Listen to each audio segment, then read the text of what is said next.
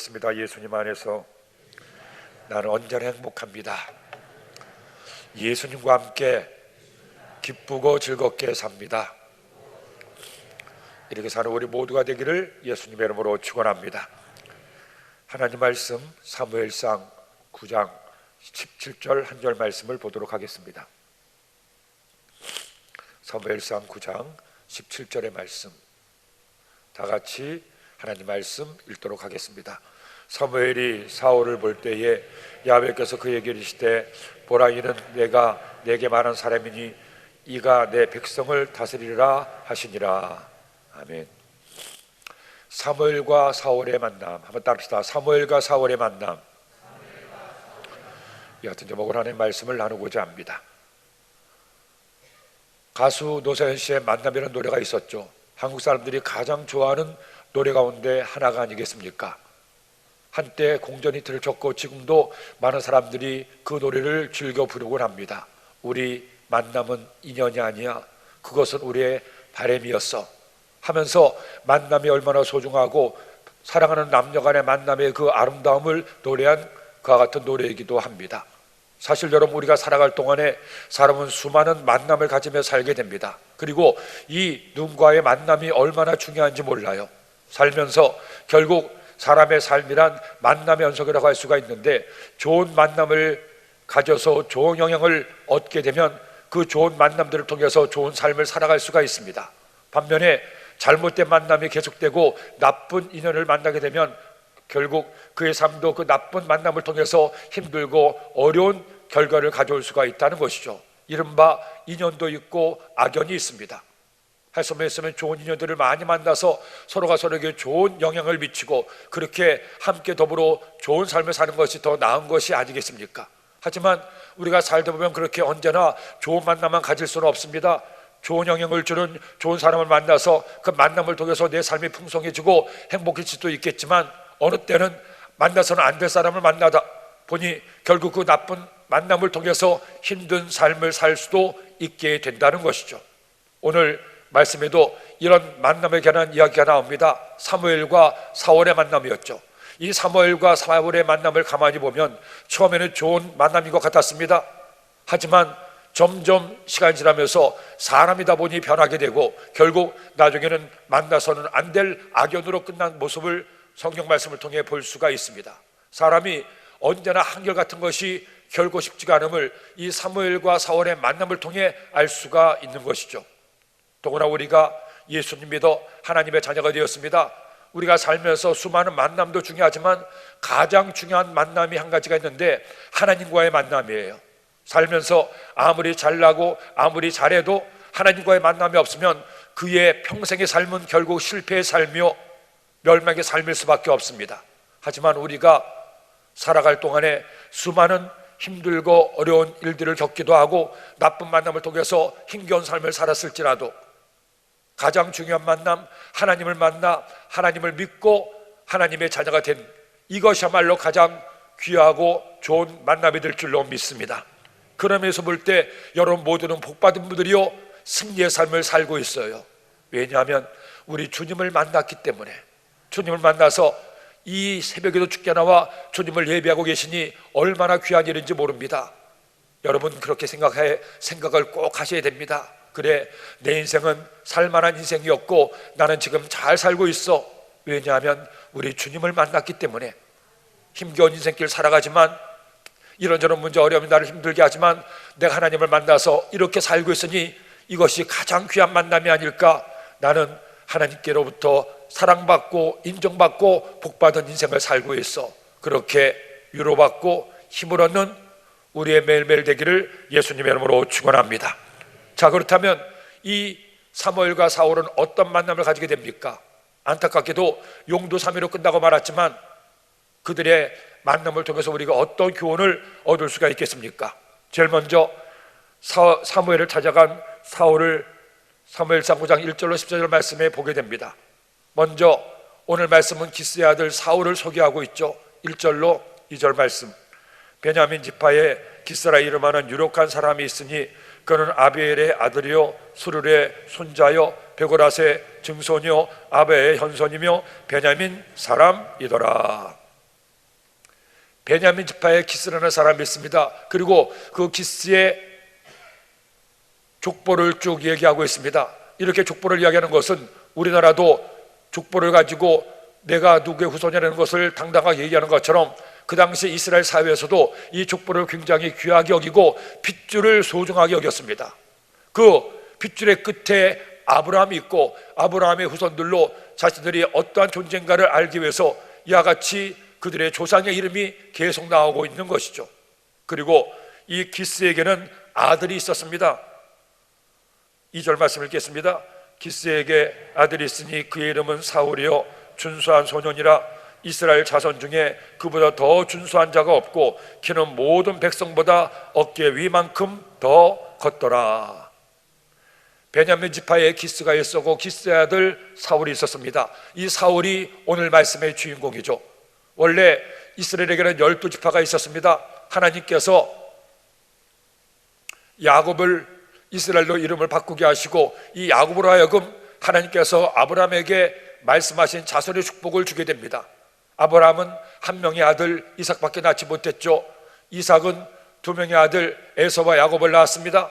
헌데 장자의 권리를 물려받은 야곱 때에 이르러서 비로소 12명의 아들을 얻게 되는 겁니다. 이때부터 하나님께서 아브라함에 약속하신 것처럼 이스라엘 민족이 기하급수적으로 늘어나게 됩니다. 그 12명의 아들들 가운데 그들이 이제 지파를 이루고 살게 되는데 그 12지파 가운데 막내 지파가 베냐민 지파였습니다.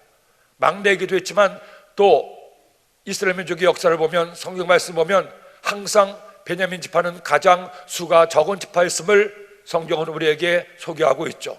그렇게 12개 지파 가운데 가장 약한 지파였던 베냐민 지파에서 하나님께서 이스라엘의 초대 왕을 세우시게 되는 거예요. 우리가 주님 믿으면서 신앙생활을 하면서 알게 되는 한 가지 귀중한 진리가 있습니다. 하나님의 기준과 사람의 기준이 다르다는 거죠. 사람은 세상에서는 누군가를 고르고 선택할 때 능력 있는 사람, 잘난 사람, 가진 사람, 많이 배운 사람 이렇게 그의 스펙을 보고 그의 능력을 보고 택하지 않습니까? 그런데 하나님은 그렇지가 않아요. 하나님께서 택하신 사람들, 하나님께서 쓰시는 사람들을 보면 그렇게 잘난 사람, 뛰어난 사람, 빼어난 사람이 별로 없습니다. 예수님의 12제자들을 보세요.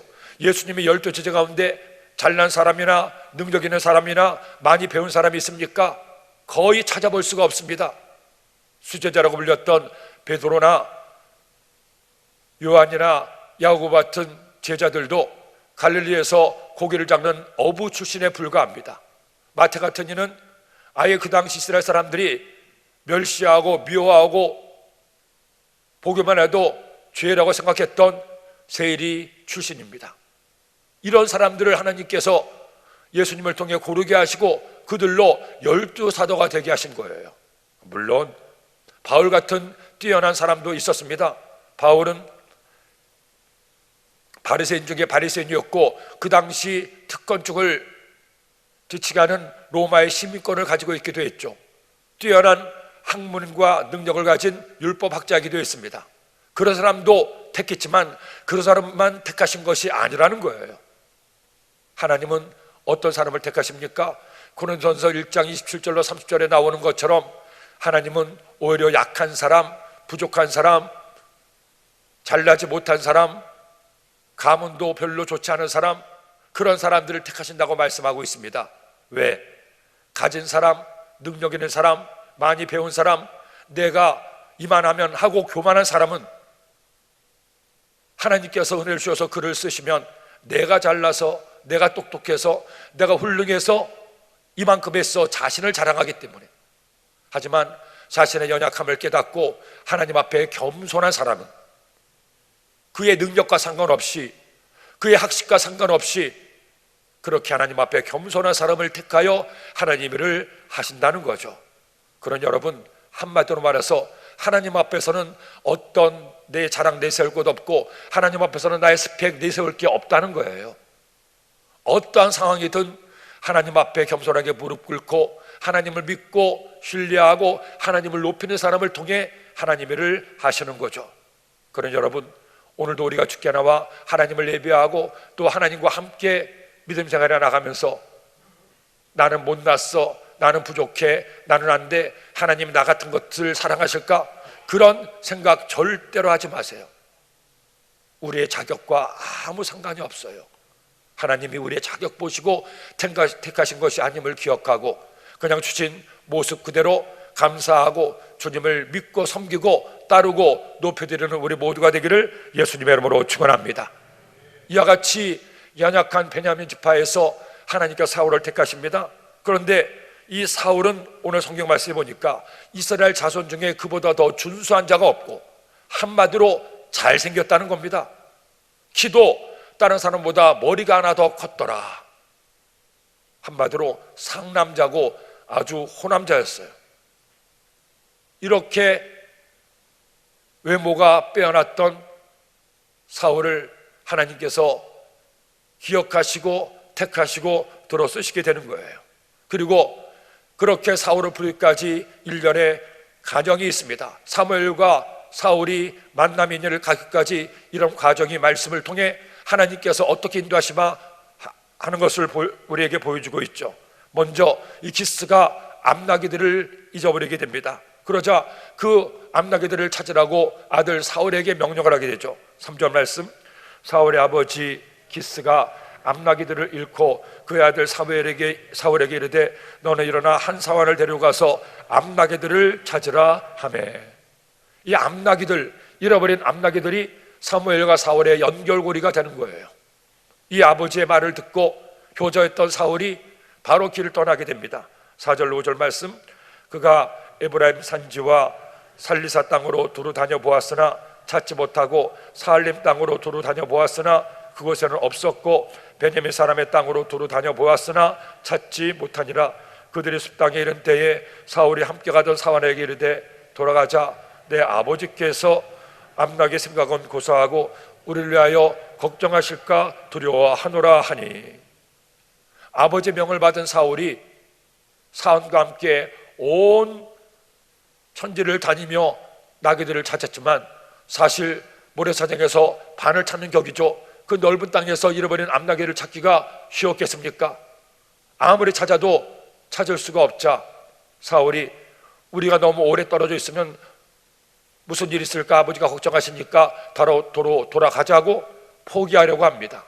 이때 함께했던 사환이 한 가지 제안을 하는 거예요. 그 제안이 6절로 10절 말씀 나옵니다. 그가 대답하되 보소서 이 성읍에 하나님의 사람이 있는데 존경을 받는 사람이라 그가 말한 것은 반드시 다 응하나니 그리로 가사이다. 그가 혹 우리가 갈 길을 가르쳐 줄까 하나이다 하는지라. 사울이 그의 사환에게 이르되 우리가 가면 그 사람에게 무엇을 드리겠느냐? 우리 주머니에 먹을 것이 다하였으니 하나님의 사람에게 드릴 예물이 없도다. 무엇이 있느냐 하니 사환이 사울에게 다시 대답하여 이르되 보소서 내 손에 은 한 세겔의 4분의 1이 있으니 하나님의 사람에게 드려 우리 길을 가르쳐달라 하겠나이다 하더라. 옛적 이스라엘의 사람이 하나님께 가서 물으려 하면 말하기를 선견자에게로 가자 하였으니 지금 선자라 하는 자를 옛적에는 선견자라 일컬었더라. 사울이 그의 사원에게 이르되 내 말이 옳다 가자 하고 그들이 하나님의 사람 있는 성읍으로 가니라. 여러분 이 말씀을 보세요. 사울은 암나기를 포기하고 집으로 돌아가려고 했습니다. 그때 함께했던 사환이 제안을 하는 겁니다. 이 성읍에 하나님의 사람 즉 사무엘이 있는데 그에 가서 물어보면 암나기가 있는 곳을 가르쳐 줄 수가 있습니다. 그러니 가보지 않겠습니까? 사람이 사람을 잘 만나야 됩니다. 사환을 잘 만나다 보니 이렇게 적극적으로 사환이 자기 일처럼 여기고 사울을 설득하자 사울은 걱정이 있는 거예요. 우리가 하나님의 사람에게 가서 뭔가 질문하려고 하면 예물을 드려야 되는데 예물이 없지 않느냐? 우리가 뭘 가지고 있느냐? 이때 사환이 은 세겔 4분의 1을 가지고 있다고 얘기합니다. 이것을 예물로 드리면 주인님 우리가 질문을 해도 되지 않겠습니까? 그 말을 듣고 사울도 사환의 의견을 적극 받아들여서 그의 말대로 하나님의 사람 사무엘을 찾아가게 되는 거죠. 그런데 성읍 어디 있는지 알 수가 없습니다. 그렇게 성으로 들어가다가 마침 만난 소녀들에게 이 질문을 하게 됩니다. 11절로 14절 말씀, 그들이 성읍을 향한 피타길로 올라가다가 물 기르러 나오는 소녀들을 만나 그들에게 묻되 선견자가 여기 있느냐 하니 그들이 대답하여 이르되 있나이다. 보소서 그가 당신보다 앞서갔으니 빨리 가소서. 백성이 오늘 산당에서 제사를 드리므로 그가 오늘 성읍에 들어오셨나이다. 당신들이 성읍으로 들어가면 그가 먹으러 산당에 올라가기 전에 곧 만나리이다. 그가 오기 전에는 백성이 먹지 아니하나니 이는 그가 제물을 축사한 후에 청함을 받는 자가 먹음이니이다. 그러므로 지금 올라가소서 곧 그를 만나리이다 하는지라. 그들이 성읍으로 올라가서 그리로 들어갈 때에 사무엘이 마침 산당으로 올라가려고 마주 나오더라. 사울과 사환이 선자가 있다는 그 성읍에 들어가는데 그때 소녀들을 만나게 됩니다. 그 소녀들에게 질문하니까 이 소녀들이 대답을 해주는데 우리가 함께 읽은 처럼 아주 구체적으로 마치 친한 사람에게 얘기하는 것처럼 자세하게 설명을 해줍니다. 제가 이 말씀을 보다가 왜 이렇게 자세하게 얘기해 줄까 생각해 보니 사울이 잘났잖아요. 키도 크고 이보다 더 준수한 얼굴이 없더라. 그러니 소녀들이 이렇게 아주 세세하게 상세하게 다 말하지 않았을까 하는 생각도 하게 됐어요. 여튼 어떤 이유에서든 하나님께서 예정하신 만남을 가지게 되니까 사환도 적극적으로 사울에게 이와 같이 청을 놓고 또 소녀들도 이와 같은 인연을 가질 수 있도록 구체적으로 얘기해주는 모습을 볼 수가 있습니다. 하나님께서 정하신 것은, 하나님께서 원하시는 일은 반드시 이루어진다는 겁니다. 어떤 과정을 통해서든 하나님은 하나님의 뜻을 이루시고 하나님께서 원하시는 만남을 이루게 하신다는 거죠. 우리가 하나님께 기도할 때 하나님의 응답이냐 아니냐, 하나님의 뜻이냐 아니냐를 분별하는 것도 여러 가지 방법이 있겠지만 그 중에 하나가 하나님께서 우리가 가는 길을 순적하게 하시느냐 그렇지 않느냐도 또 하나의 하나님의 뜻을 분별하는 방법입니다. 하나님의 뜻이라면 우리가 하나님께 기도하고 어떤 일을 해나갈 때 그 일이 마치 누가 문을 척척 여는 것처럼 하나하나 잘 이루어지는 것을 볼 수가 있어요. 하지만 아직 하나님의 때가 아니고 하나님의 뜻이 아니면 내가 아무리 열심히 노력해도 일이 가로막히고 다른 길로 가게 될 경우가 있습니다. 어떤 것이 하나님의 뜻이고 어느 때가 하나님의 때인지 우리는 모르기 때문에 우리는 날마다 이처럼 하나님께 기도하면서 하나님의 뜻을 묻고 하나님의 때를 기다릴 줄 알아야 돼요. 중요한 것은 하나님께서 원하신 때가 되고 하나님께서 원하시는 일을 하면 이제 하나님께서 모든 것을 하나하나 아름답게 이루어 준다는 것이죠.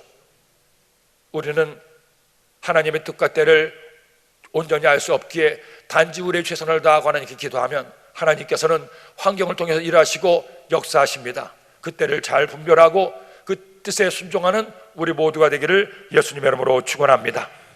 자, 이와 같이 사울이 사무엘을 찾았고 마침내 사울과 사무엘이 오늘 말씀 15절 27절에 만나게 되죠.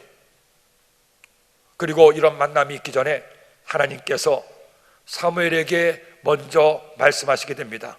15절로 16절 말씀 읽겠습니다. 사울이 오기 전날에 여호와께서 사무엘에게 알게 하여 이르시되 내일 이맘때에 내가 베냐민 땅에서 한 사람을 내게로 보내리니 너는 그에게 기름을 부어 내 백성 이스라엘의 지도자로 삼으라.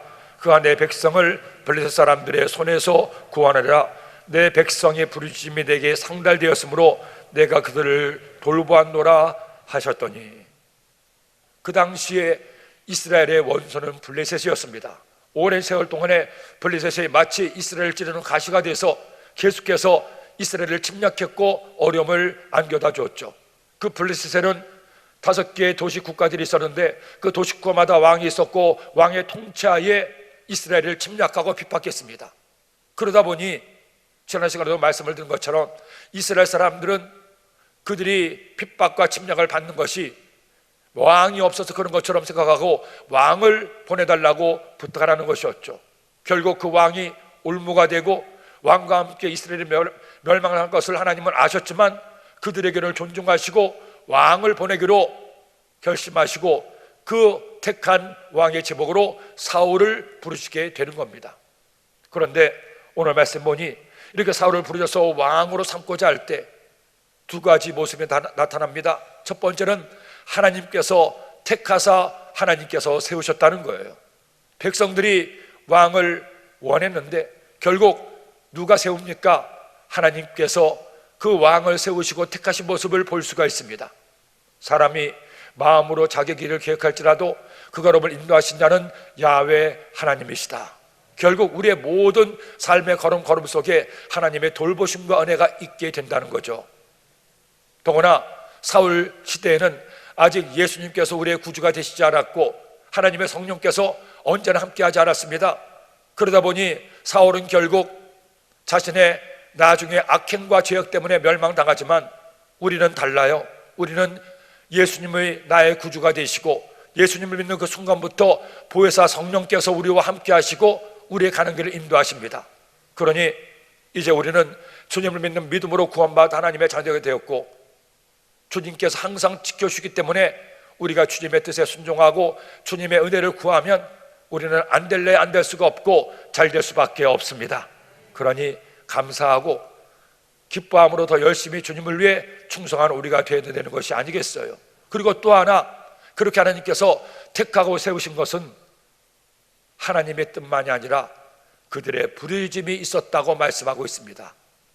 그들의 부르짖음이 내게 상달되었으므로, 결국 우리가 주님 믿음의 삶에서 신앙생활하면서 응답을 얻고 하나님의 복을 받기 위해서는 언제나 이 두 가지가 하나가 되어야 됩니다. 나의 부르짖음과 하나님의 뜻. 내가 아무리 부르짖어도 하나님의 뜻이 아니면 이룰 수가 없어요. 또 하나님께서 아무리 뜻하신 바가 있고 우리에게 복을 주고 싶어도 우리가 기도하지 않으면, 구하지 않으면 얻을 수가 없습니다. 나의 구함과 하나님의 선하심이 하나가 될 때 우리에게 응답과 은혜가 임하게 되는 것이죠. 그러니 여러분, 우리가 하나님의 뜻을 구하며 기도합니다. 하나님의 복을 구하며 기도합니다. 그런데 어느 때는 내가 하나님께 간절히 부르짖어 간구하는데도 응답이 오지 않아요. 내가 이것을 구했는데 하나님께서 이것을 주는 것이 아니라 저것을 주실 때가 있어요. 그렇다고 해서 하나님께서 응답하지 않는 것이 아니라는 겁니다. 우리가 구하지만 하나님의 뜻은 다른 것이 있어 다른 것을 주시기도 하고 하나님의 때가 아직 차지 않아 하나님의 때를 기다리실 때가 있다는 거죠. 그러니까 우리가 할 일은 뭡니까? 하나님께서 우리 부르짖음을 다 듣고 계심을 기억하고 끝까지 기도하는 우리 모두가 되기를 예수님의 이름으로 축원합니다.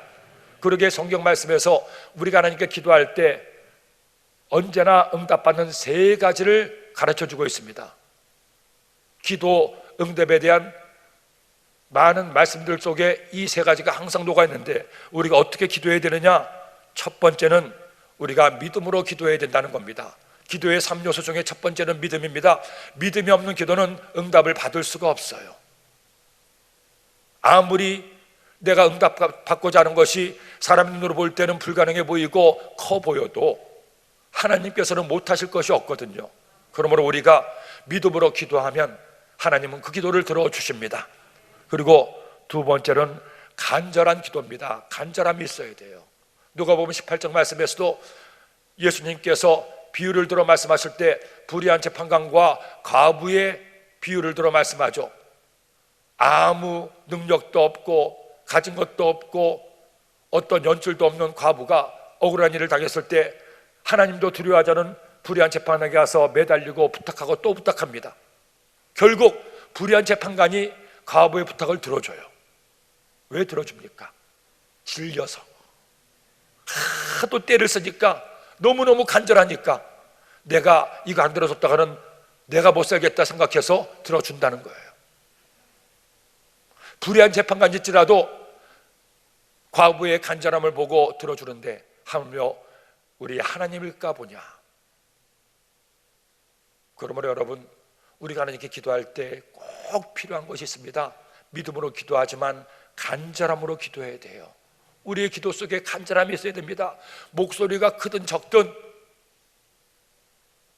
그 기도 속에 간절함이 있던 기도, 마음을 다한 기도를 하나님께서 들으시는 거죠. 그리고 세 번째는 인내의 기도입니다. 언제까지 기도해야 됩니까? 응답이 올 때까지. 기도하다가 중간에서 포기하면 아니감만 못한 거예요. 그러므로 우리가 하나님께 기도할 때 꼭 기억해야 될 것은 끝까지 응답이 올 때까지 하나님께 기도해야 된다는 겁니다. 이렇게 기도하는 우리 모두가 되기를 예수님의 이름으로 축원합니다. 자, 이렇게 하나님께서 그들의 부르짖음을 들으시고 사울을 택하시기로 사무엘에게 말씀하죠. 그리고 사무엘이 사울을 볼 때 야훼께서 말씀하십니다. 17절 말씀, 사무엘이 사울을 볼 때 야훼께서 그에게 이르시되 보라, 이는 내가 내게 말한 사람이니 이가 내 백성을 다스리라 하시니라. 사울과 사무엘이 이렇게 하나님의 뜻을 따라 만났을 때에 하나님께서 말씀합니다. 이가 내가 말한 내 사람이니 백성을 다스리라. 하나님은 다 이미 아시고 예정해 놓고 계신 거죠. 그러자 사무엘이 사울에게 자신을 소개합니다. 18절로 19절 말씀, 사울이 성문 앞 사무엘에게 나아가 이르되 선견자의 집이 어딘지 청하건대 내게 가르치소서 하니 사무엘이 사울에게 대답하여 이르되 내가 선견자이니라. 너는 내 앞서 산당으로 올라가라. 너희가 오늘 나와 함께 먹을 것이요 아침에는 내가 너를 보내되 내 마음에 있는 것을 다 내게 말하리라. 사울은 사무엘을 모르죠. 사무엘은 하나님께서 말씀하셔서 사울을 알지만 사울은 사무엘을 모르는 겁니다. 그래서 사무엘을 보는 순간에 얘기하죠. 선견자의 집이 어디는지 좀 알려주십시오. 선견자가 어디 계신지 알려주십시오. 그때 사무엘이 사울에게 말하는 겁니다. 내가 선지자다, 선견자다. 내가 너와 함께 먹고 내가 너에게 내 마음에 있는 것을 말할 테니 함께 올라가자 하고 얘기하는 겁니다. 아주 반가이 맞아주죠. 그리고 하나님께서 사무엘에게 이미 말씀하셨기에 암나기 사건을 알고 그 암나기들에 대해서 말씀하고 있습니다. 결국 이 암나기 때문에 사무엘과 사울이 이렇게 만나게 된 것이 아니겠습니까? 20절 말씀, 사흘 전에 이른 내 암나기들을 염려하지 말라 찾았느니라. 온 이스라엘이 사모하는 자가 누구냐? 너와 내 아버지의 온 집이 아니냐 하는지라. 사울이 말도 하지 않았는데 사무엘은 하나님께서 말씀하셔서 암나기를 찾으러 나온 것을 아시고 암나기를 이미 찾았다고 이렇게 얘기를 하게 되는 거죠. 그러면서 사울과 그의 집을 칭찬합니다. 이스라엘이 사모하는 자가 누구냐? 너와 내 아버지의 온 집이 아니냐. 이렇게 격려하고 칭찬하니까 사울이 몸둘 바를 모르는 거예요. 그리고 이렇게 얘기합니다. 21절, 사울이 대답하여 이르되 나는 이스라엘 지파의 가장 작은 지파 베냐민 사람이 아니니까 또 나의 가족은 베냐민 지파 모든 가족 중에 가장 미약하지 아니하니나이까 당신이 어찌하여 내게 이같이 말씀하시나이까 하니. 너와 너의 온 집이 이스라엘의 사모하는 집이 아니냐 하고 사무엘이 높여주자 모든 바를 모르고 사울이 아닙니다. 저는 이스라엘 지파 가운데 가장 작은 베냐민 지파입니다. 말씀드린 것처럼 베냐민 지파는 막내 지파로서 가장 수가 적은 지파 중에 하나였습니다. 그리고 또 결정적으로 더 작게 된 연유가 있게 되었죠. 사사기의 말씀 보면 사사기는 이스라엘 백성들이 가나안에 정착해서 아직 왕이 세워지기 전까지 하나님께서 그때 사사를 통해 통치하던 시대를 사사시대라고 얘기합니다. 사사기 말씀에 그 사사시대에 일어났던 일들을 얘기하는데, 그런데 가만히 보면 처음에는 하나님을 경외하고 섬기던 이스라엘 백성들이 여호수아가 죽고 여호수아를 따르던 1세대들이 세상을 떠나게 되자 점점 가나안 땅에 정착하면서 가나안에 살고 있던 이방 민족들과 어울려 살다 보니 그들이 믿는 우상을 그들도 따르고 섬기게 되는 겁니다. 그러다 보니 하나님께서 우상을 숭배하는 그들을 징계하시려고 주변 나라를 세워서 이스라엘을 침략하게 하고, 그렇게 침략을 받게 되자 그들은 비로소 죄를 깨닫고 하나님께 회개하며 살려달라고 기도하죠. 그럼 하나님은 사사를 통해서 그들을 다시금 구원하시는데, 그런 반복되는 역사, 죄 짓고 침략받고 기도하고 구원받고 또 죄 짓고 또 침략받고 또 회개하고 또 구원받는 이런 시대를 계속 거듭하게 되는데, 안타까운 것은 점점 후대로 가면 갈수록 그들의 죄악이 더 악해지고 그를 통해 더 많은 어려움과 고난을 겪게 된다는 겁니다. 그런데 그 사사기의 마지막 나오는 가장 비참한 모습이 어떤 모습이냐? 이스라엘 연합군과 베냐민 지파와의 전쟁이었습니다. 이렇게 계속 죄를 짓던 그들은 나중에는 급기야 남이 해친 것이 아니라 그들끼리 서로 고륙상쟁의 전쟁을 치러서 2만 7천 명이 있던 베냐민 지파에 싸움에 나갔던 남자들 가운데 모조리 다 죽음을 당하고 600명만 남았어요. 그렇게 그뿐 아니라 모든 아이와 여자들도 다 죽여버렸습니다. 같은 이스라엘 민족들끼리. 급기야는 이 남은 베냐민 지파 남자들이 이제 살 길이 없습니다. 그렇게 처참하게 자신들의 민족을 다 죽이고 나서 정신 차려보니까 그들이 큰 죄를 저지른 거죠. 어찌할 바를 몰랐습니다. 그래서 겨우 베냐민 지파 사람들이 결혼할 수 있도록 여인들을 훔치게 해서 다시 베냐민 지파의 명맥을 이어가게 합니다. 그래서 베냐민 지파는 원래도 적었지만 더 적어지게 된 거였죠. 그 중에 살아남은 후손들 중에 하나가 기스요 그의 아들 사울이었어요. 그러기에 사울은 이렇게 겸손하게 자신을 얘기합니다. 그 겸손을 하나님께서 그 당시만 해도 기뻐하셨죠. 사무엘은 사울을 상석에 앉게 하고 그를 접대하죠. 그리고 가장 좋은 음식으로 가장 조리 앉아서 환대하는 사무엘을 만날 수가 있습니다. 그리고 오늘 말씀, 마지막 말씀 25절로 27절 말씀 읽겠습니다. 그들이 산당에서 내려 성읍에 들어가서는 사무엘이 사울과 함께 지붕에서 담화하고 그들이 일찍 일어날 새 동틀 때쯤이라 사무엘이 지붕에서 사울을 불러 이르되 일어나라 내가 너를 보내리라 하매 사울이 일어나고 그 두 사람과 사울과 사무엘이 함께 밖으로 나가서 성읍 끝에 이르매 사무엘이 사울에게 이르되 사원에게 우리를 앞서게 하라 하니라 사원이 앞서가므로 또 이르되 너는 이제 잠깐 서 있으라 내가 하나님의 말씀을 내게 들려주리라 하더라. 기다렸다가 하나님의 때가 되매 하나님께서 사무엘에게 말하게 하죠. 바로 만난 그날이 아니었습니다. 그날은 함께 식사하고 마음을 나누고 그 다음날 아침 일찍 불러서 하나님께서 그를 택하심을 말씀하게 됩니다. 어떤 말씀을 하는지 어떻게 사울이 왕이 되는지 그 과정을 내일 우리가 함께 보도록 하겠습니다. 중요한 것은 우리의 부르심과 하나님의 뜻이 하나가 될 때 우리의 삶에 하나님의 응답과 은혜가 임하게 된다는 겁니다. 그러니 우리는 하나님의 뜻을 다 모르기에 하나님께 나와 기도해야 됩니다. 하나님 저의 삶에 이런 은혜를 부어달라고 기도함으로 우리의 부르심이 하늘 보좌에 상달되고 응답으로 돌아오게 되기를 예수님의 이름으로 축원합니다. 기도드립니다. 하나님 아버지 감사합니다.